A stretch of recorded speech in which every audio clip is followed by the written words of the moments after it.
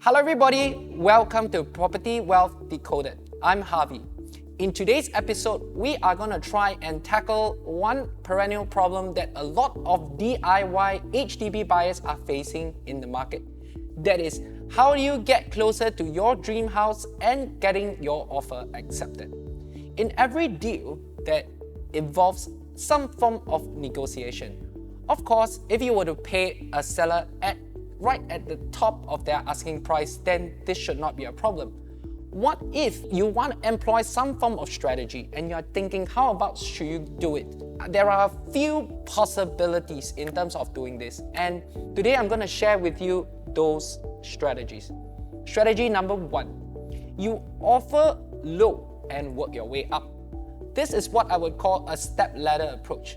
In a step ladder approach means if somebody is asking, say, hypothetically at $500,000, and you would want to test how far from the asking price is the seller willing to sell you.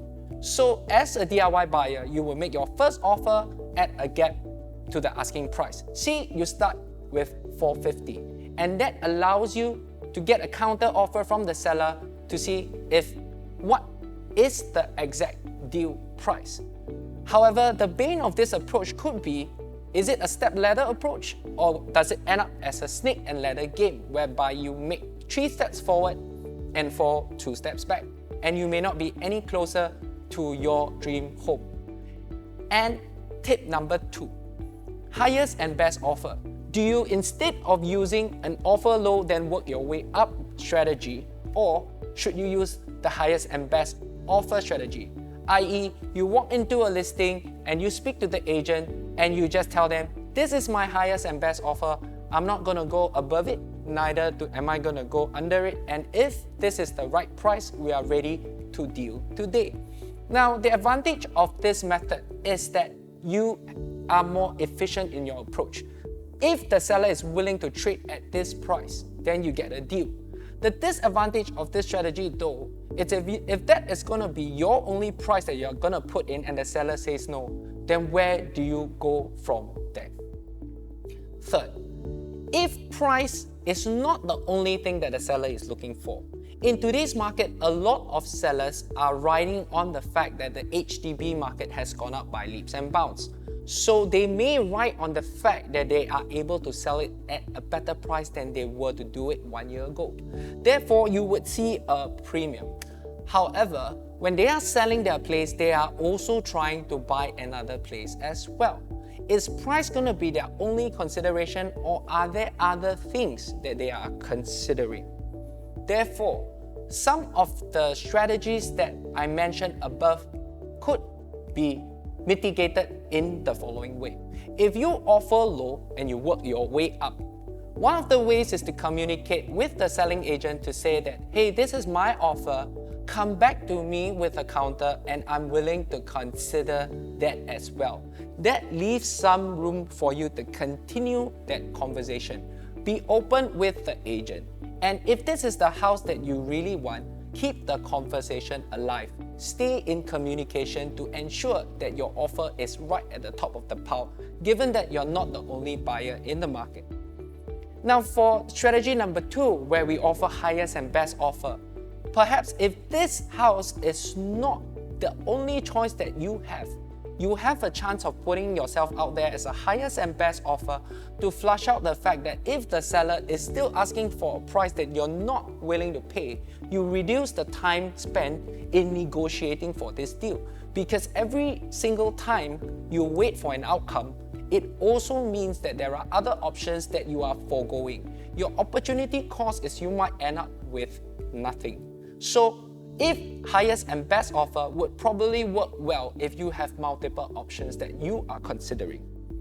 Trading terms instead of price.